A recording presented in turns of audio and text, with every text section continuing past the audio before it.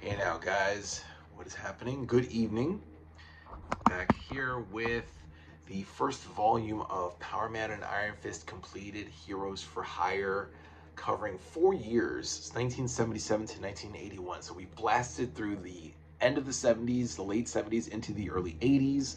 Unfortunately, um, the book didn't really prove to be a popular bestseller, so Marvel, I guess, decided to cut it back to a bi-monthly schedule, thereby hindering the release of the issues each month. So, what was it? 23 issues in this, from issue 48 and 49 of Power Man to 50 to 57 of Power Man and Iron Fist. Took about 4 years to get out. Um, so Power Man and Iron Fist alone uh, didn't sell, so Marvel decided, hey, let's put them together and see where it goes. And for the most part, some pretty good stuff here. Nothing too crazy. I mean, Power Man and Iron Fist are C-level superheroes. I mean, you know, well, I mean, what can you say? It's either they fight the ghettos with Power Man, Luke Cage, or they fight in the ghettos and fight all the crooks and criminals, or they fight superpowered kung fu characters in Iron Fist. It's a weird mix of like the '70s popular movies, blaxploitation, and karate movies. It doesn't always work. It's not cohesive most of the time, but there's some funny stuff here. Joe Duffy, a woman, actually wrote the bulk of these stories, starting with issue 56 all the way to the end of this volume, issue 70. She left in issue 84 because apparently Marvel didn't like her light-hearted tone and take on the superheroes, which for the most part I thought was pretty good. I mean, for a woman, I think she wrote men pretty well. Um, in the initial issues, we have Chris Claremont actually doing some of the writing up until issue 52, 51 or 52. Then Ed Hannigan takes over, and then Joe Duffy. And then in the art department, if you will, we had John Byrne, who teamed up with Chris Claremont. They, of course, were doing Uncanny X-Men at the time. And they did Power Man and Iron Fist for a while. And then, of course, it passed on, like I said, Joe Duffy. Kerry Gamble did the pencils. Gamble, I think that's how it's pronounced, Gamble. We also had, let me see, Duffy. We had Gamble. We had Claremont, Byrne. And oh yeah, this dude named Trevor Von Eden. Never heard of him, but he also did some pencils along with Joe Duffy's artwork. So we have basically Misty Knight and Colleen Wing, who are friends with Iron Fist. They have their own company, Nightwing Restorations, which is a detective company. Um, and Luke Cage and Danny Rand, Iron Fist, have Heroes for Hire, which they start up with Jaron Hogarth, who was um, Iron Fist's lawyer, and now I guess by association became Power Man's lawyer. Um, and Iron Fist is dating Misty Knight, so we have a little interracial romance there. Misty Knight, of course, has her big ass afro, even well into the 80s. Um, and Luke Cage is dating Harmony Young, which is interesting. Like he broke up with Claire. There's a was it issue 50? No, 40, 49, 49, 50. There's like 48, 49, 50 is a three-part storyline where um, Luke and Danny save Noah Burstein, Dr. Burstein, and Claire Temple, and Claire breaks up with Luke because she just can't handle his lifestyle as a superhero. So they break up at his party. He's finally exonerated of the drug charges that were planted. That his buddy Willis Stryker had planted evidence of drugs in Luke's apartment, and that's how he got arrested. And of course, he broke out of jail. So he was finally able to exonerate himself and be found not guilty thanks to that little Webster looking black dude, Gadget, who had surveillance evidence that Luke was not guilty of having drugs in his possession. Anyway, long story short, Claire breaks up. And Claire breaks up with Luke, and then Luke meets Harmony Young. Harmony Young, it's interesting. I remember her from Uncanny X-Men 159 when the X-Men fought Dracula, and Harmony Young makes an appearance there. No Luke Cage, just Harmony Young, and that was it. Like that's all I knew of her. Turns out she she ends up being Luke Cage's girlfriend, but she's so stupid and vapid.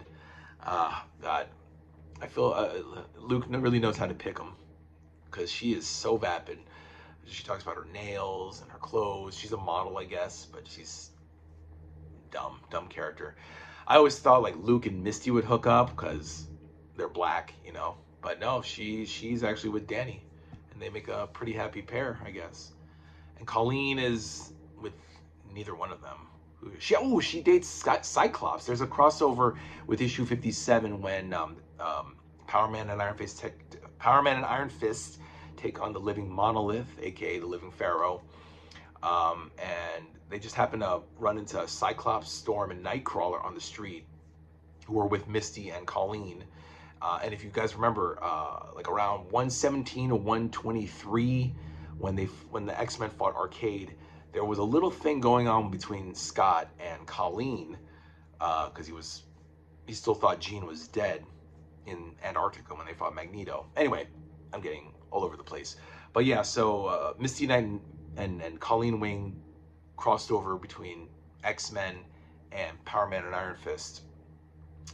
But really, a lot of the stories aren't a big deal. At one point, issue 66 has the one where Colleen and Misty try to steal the Jade Tiger, and they run into Constrictor and Sabretooth. An early appearance, this is like 1980, so a very early appearance of Sabretooth has no connection to Wolverine whatsoever. Doesn't even mention Wolverine. It's just, hey, I'm here and I'm, gonna kill you bitches, pretty much. Then they bring back the brothers Suerte and Muerte, because their brother was the original Mr. or Senor Suerte Muerte.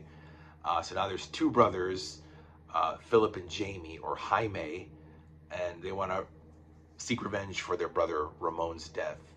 So they go after Luke. There's a lot of people. Then El Aguila appears. El Aguila appears in issue 58. And then when they go to Canada to get their secretary, they now have a secretary named Jenny Royce, who Hogarth put in there. It's like a whole new cast of characters, like a TV show or like a soap opera, when like one set of characters leaves, another set come in. So Claire's gone, Noah's gone, DW is still there. DW comes back looking feminine and girly as ever.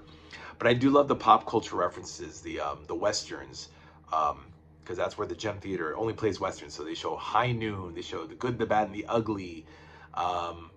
You see Clint Eastwood's name, Randolph Scott, John Wayne. They talk about Rio Bravo.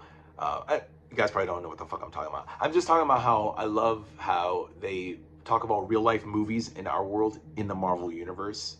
It just has that little connection, like, oh yeah, we have those movies. And so even if you don't know what I'm talking about, if you're not into westerns, just go with me on this. It's pretty cool that they do that. What else? There's some storylines here and there, but nothing really comes to mind, guys. I wouldn't say the book is bad, but I can see why it never really was a bestseller. Luke and Danny have good chemistry, but ultimately their rogues gallery is pretty lame. Not even like tacky. It's not even like disco tacky. It's just I say disco tacky because in the 70s Marvel just did nothing but have really corny cornball characters. Like Spider-Man had Rocket Racer. And anyway, it's late, guys. I'm tired. I don't know what else to say. Chris Claremont, he did some issues. Cage is exonerated. Cage teams up with Iron Fist, so now they're a duo. Heroes for Hire. I know I'm missing something, guys, but check it out, guys. Read it for yourselves. It's not out anymore. I'm pretty sure you guys got to go on Amazon to get it, but you get the first, not the first, you get 23 consecutive issues. Power Man 48 and 49, and Power Man and Iron Fist 50 to 70. So when you put it all together, it's 23 issues. Some good stuff, some Claremont stuff, and John Byrne artwork. That's it. No big deal, guys. I will be moving on to Volume 2, which is Revenge. Let me get that out now. It is right here. Right over here. This is going to be my next set from 1981 and 1983. Oh, it actually went monthly, starting with like issue 68 or 9. So now we're in 1981. It'll be a longer set of issues, you know, a longer year. I don't know. I don't know why I care so much about years, but to go in one volume 4 years and then the second volume, the next volume is only 2 years. I just thought it bears repeating, or bears mentioning, excuse me, bears repeating. I didn't even say it the first time. All right, guys, I'm tired. I am so tired. Good stuff, guys. Let me know what you think in the comments. I'm gonna go get some sleep, guys. Like I said, Revenge is the next one. This, I think, should be in stores. This doesn't have issue 73, which has Rom in it, but Rom just got reacquired by Marvel, so hopefully, guys, fingers crossed, they'll reissue this book again with issue 73 in it. Yeah, it jumps from issue 71, 72, and then 74 to 89. So no 73. I think there's like some excerpts without mentioning Rom or without featuring Rom, but that's about it, just an excerpt.